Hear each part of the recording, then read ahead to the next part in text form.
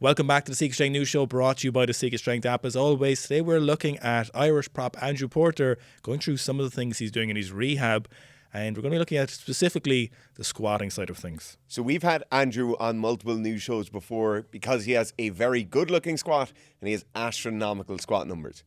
Andrew's injured at the moment, going through a rehab process, and you'll see, if you've been following along with his Instagram, a few different types of squats being used. So here we have some quite narrow stance, high bar style back squats, slightly high bar, a bit of forward torso inclination. You would have also seen him front squatting, you would have seen him safety bar squatting to a box. And people often ask us questions about Andrew's squat, why he might be using different styles. And what we really like here is his overall squat positioning. So when we look across all the variations of squat that Andrew is using, we see super consistent torso angles. We see a hell of a lot of forward knee travel and quad engagement throughout the entire squat.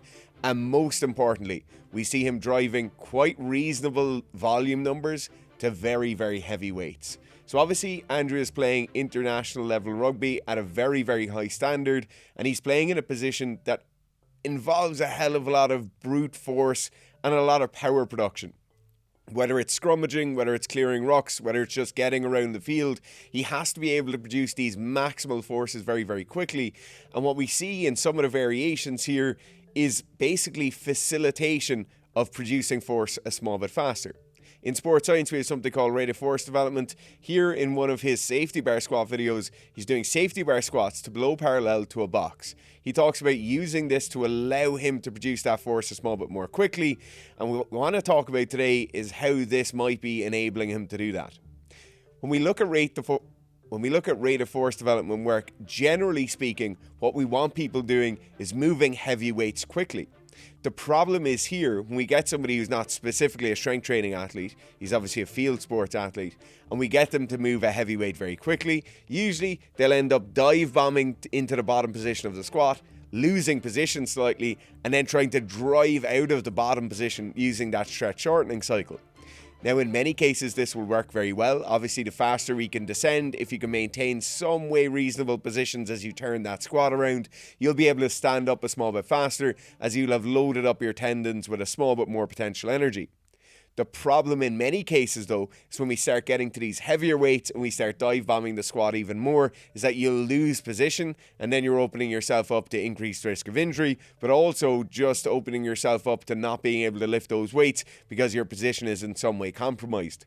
In the case of Andrew's safety bar squat here, you'll see him using a bench. He comes down, he maintains really good brace positions in the bottom. That makes sure he doesn't lose any of that tension. And then it takes out that stretch shortening cycle. It takes out that reflexive bounce out of the bottom and really forces him to have to contract maximally to stand up out of that bottom position. One big thing I really want to talk about in regards to the use of box squats for athletes of any kind is what we would kind of term the misuse of box squats, or the misplaced idea that box squats are the fundamental squatting mechanic or squatting mechanic style movement that you should be doing in your training. But if we look at Porter, for example, there's this video from 3 or 4 years ago. He's squatting 230 kilos for a set of 8, and he's getting some serious depth on these, and obviously it's a massive weight. The quality technique here is excellent. This is probably a 300 plus kilo squat that's not a box squat. So what we think and what we see very valuable in athletes training across different sports, and you see quite a few sports misusing box squats and being afraid of just normal back squats. He's choosing a low bar squat here, but he's getting to good depth, is they seem to be afraid of just regular old back squatting to a certain degree.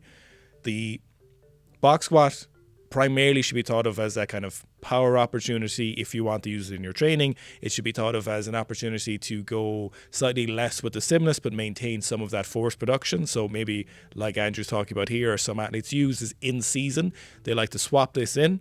And this gives them an opportunity to move a pretty heavy weight over a decent range of motion. It allows you to kind of focus a bit more on the technique. It constrains some of the movement, so if you're banged up or you're tired, you can maintain a good quality technique with sufficient weight and still maintain your form as much as possible. So when we're in season, we're just trying to fight the decay of fitness as much as possible, and that could be a good opportunity. But where I see the problem coming in is athletes completely skipping the initial step where they're very, very strong without the squat, and you're missing out on a lot of gains in regards to that. Now, clearly, Andrew's in a position where he hasn't done that, judging by this 230 kilos for 8. Here's a video from years ago during lockdown, I think 5 years ago at this stage, where you can see excellent squat technique. It's low bar. He's still hitting great depth. His hamstrings are literally touching his calves. His back angle is incredibly consistent on the way down and the way up. The tempo is great. So if you build a big base with this, specifically in the off season, you get a good, I want to call it a free weight squat, but not a box squat, just a normal back squat. If you get this up high, if you get a good range of motion in this, what we see really consistently transfers over the best, and then we can use these opportunities or these variants at different points in training. Maybe you might need to use them for injury. If you have hips and ankles, which we often see with rugby players, sometimes the front squat will suit them a little bit better, for example. It just might be more comfortable. But the basis of having a good range of motion squat, the ability to get into this full range of motion squat, and this goes for pretty much most athletic endeavors that we deal with. And then if you really want to, in certain points, those opportunities are there to use variants like the box squat, for example. I know some people like the half-field squat. We don't particularly see the need for that, but it's still an opportunity, and some people use it to good effect, I believe. But think of the basis of this being a full range of motion, or as full range of motion you can get with decent weight, and then you can use that as an opportunity to add in these extra layers at different points during training. But I think we see a lot of people skipping the full range of motion, the kind of basis, the normal back squat, or if you really want to have your front squats to full range of motion, and you're not going to get as much out of the box squats then, but you're just not going to get as much out of your athletic development, or at least that's what we see from that. How we really like to think about the use of box squats for field sports athletes, or just athletes generally speaking, is the use of the box squat or the safety bar or any variation or derivative, is that it is a facilitator of squatting heavier weights with better movement. Now, that's with a very, very strong asterisk at the point where when you're in your off season, and when you're at the point of driving weights that are very heavy, or you're driving volume numbers that are very high, you should be doing as close to the standard movement as humanly possible. And then we use the facilitators in season when the load on the legs or the load on the body might be a bit higher. We can also use it in the injury rehabilitation circumstance when Owen's talking about stiff knees, stiff ankles, stiff hips, when we mightn't be able to hit those positions as easily. And then I think if we use that as our kind of rate limiter, where when we're in the off season, we're not going to get somebody to these crazy box squat numbers. Rather, we're going to use the standard squatting variations, get those numbers as high as possible, or achieve those volume numbers as much as we possibly can. And then when we need to use the facilitator, we can use the facilitator. Imagine this as an example, right? We all hear of geared powerlifting where somebody is wearing a multiply neoprene suit. Obviously, that multiply neoprene suit will allow you to hit significantly higher numbers. So it would make sense if you're going to a competition where gear is allowed, you would wear that suit in competition. And as you approach that competition, you would use that gear or use that piece of equipment to get yourself used to those motor patterns and how the barbell is going to move. When you're in your off season from geared powerlifting, the best way of training is not necessarily to use that suit, as it takes away a massive amount of the training stimulus. So particularly when we look at a sport like rugby, where we have very, very condensed off season periods, we have very few periods of time where we'll actually get a solid squat cycle in, then we should be using the most potent stimulus possible, i.e. the ungeared or changed variation of the squat or the press or the pull, as that will get us the best results most quickly.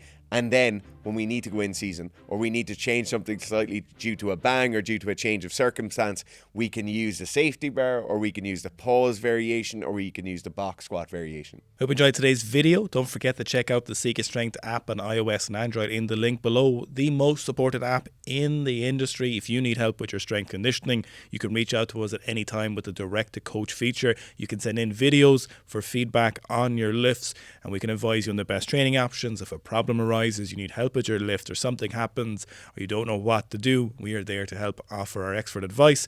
Everyone gets it with the price of their subscription. 7-day free trial for everyone who wants to sign up in the link below. You won't regret it. Tons of rugby players have done it, and we've helped rugby players from all levels, and they've done exceptionally well, so you won't regret a single thing.